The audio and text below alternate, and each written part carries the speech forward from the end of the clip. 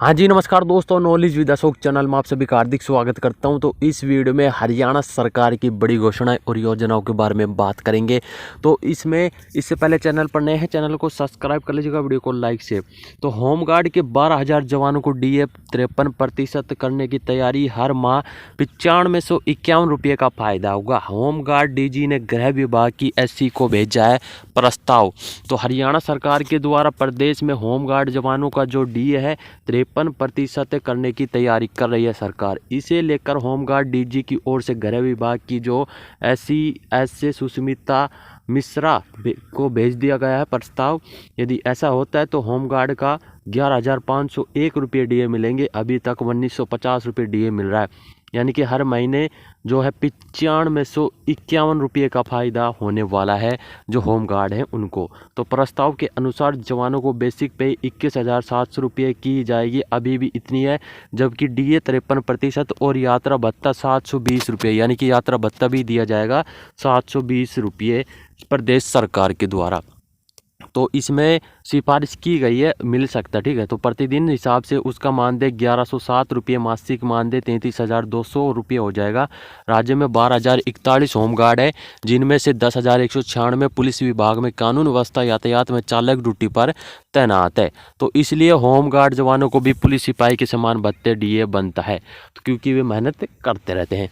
तो इसी बीच हरियाणा सरकार ने होमगार्ड के बारे में भी सोचा है नए साल पर।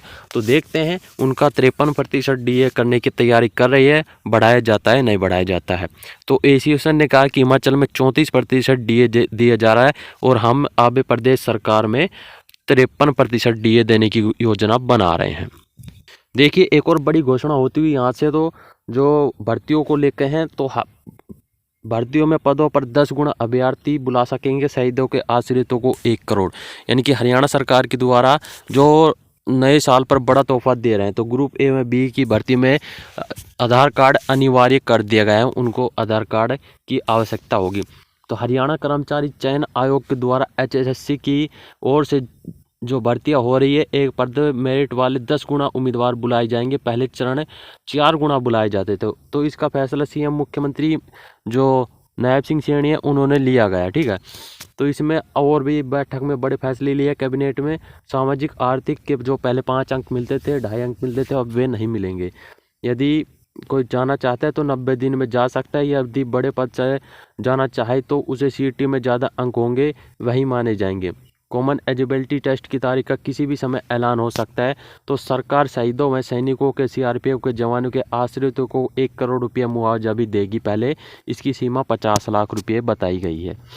इसके अलावा हिंदी आंदोलन के सत्याग्रह की पेंशन 15,000 रुपये से बढ़ाकर 20,000 रुपये कर दी गई है। सामान्य पात्रता परीक्षा के माध्यम से ग्रुप सी व डी के भर्ती के लिए नीति संशोधन नियम 2024 में बदलाव कर दिया गया है। ग्रुप सी पदों पर सीधी भर्ती के लिए लागू होगी। इन पदों की भर्ती के लिए आधार कार्ड प्रमाणीकरण जरूरी बताए जा रहे हैं। HKRN के पास रहेगा सभी कर्मचारियों को डेटा। तो 25 लाख रुपए तक मिलेगी ग्रेजुएटी। और जो परिवार समृद्धि योजना है उनको भी 1,000 रुपये दिए जाएंगे। तो मुख्यमंत्री परिवार समृद्धि योजना से क्रियान्वयन के लिए मानक संचालन प्रक्रिया को मंजूरी दे दी गई है। तो इसके लिए जो प्रतिवर्ष पात्र परिवार 1,000 रुपये दीनदयाल उपाध्याय अंत्योदय परिवार सुरक्षा योजना दयालु में हस्तांतरित किया जाता है। तो ऐसे परिवार इनमें शामिल किए जाएंगे जिनकी 1.80 लाख रुपये से इनकम कम है, और जो 1.80 लाख है तो वे पहचान पत्र हो, वे पात्र होंगे। स्वास्थ्य विभाग अब किसी भी स्ट्रीम में 12वीं जरूरी है। तो इसमें बताया जा रहा है कि बिल्डरों पर भी शिकंजा, ईडीसी 20% बढ़ाया, हर साल 10% बढ़ेगा।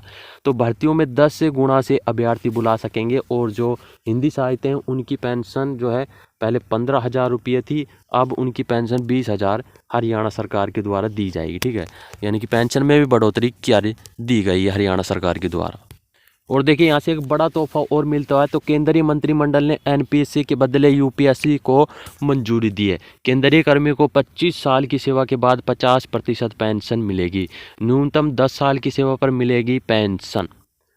तो ये केंद्र सरकार की जो है न्यू स्कीम पेंशन एनपीएस की जगह यूनाइटेड पेंशन यूपीएस यानी कि एक अतिरिक्त पेंशन योजना को मंजूरी दी गई है। प्रधानमंत्री नरेंद्र मोदी की अध्यक्षता में हुई केंद्रीय कैबिनेट ने इसकी मंजूरी दे दी गई है।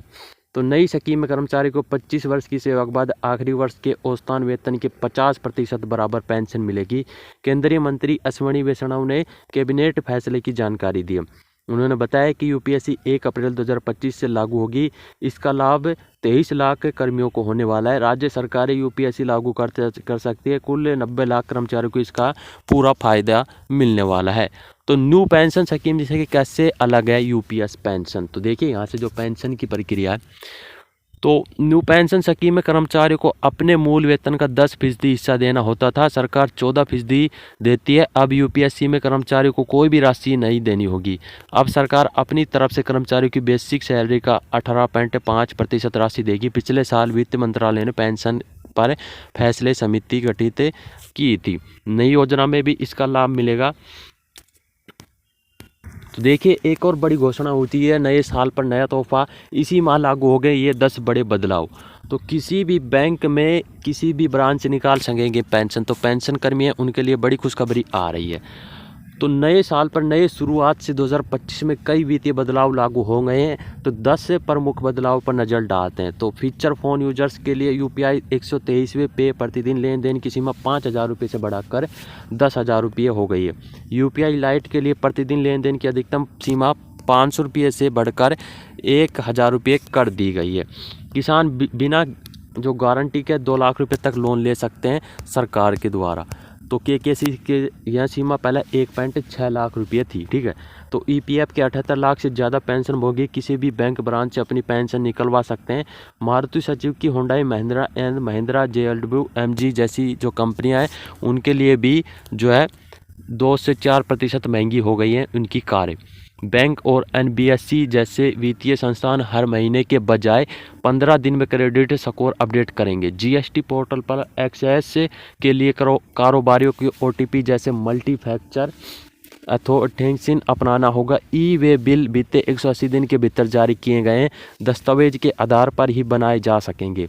बीएससी में सेंसेशन वेकेशन और सेक्शन 50 के वीकली कंट्रोल शुक्रवार की जगह मंगलवार को एक्सपायर होंगे। जिन लाभार्थियों ने 31 दिसंबर 2024 तक ई-केवाईसी नहीं करवाया उनके राशन रद्द हो जाएंगे। यहाँ से देखिए बड़ी खबर मिल रही है।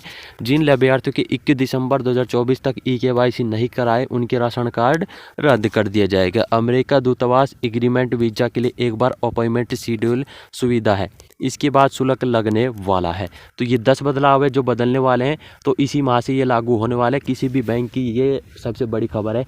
किसी भी बैंक से किसी भी ब्रांच से जो है पैसे ले सकते हैं पेंशन भोगी, ठीक है।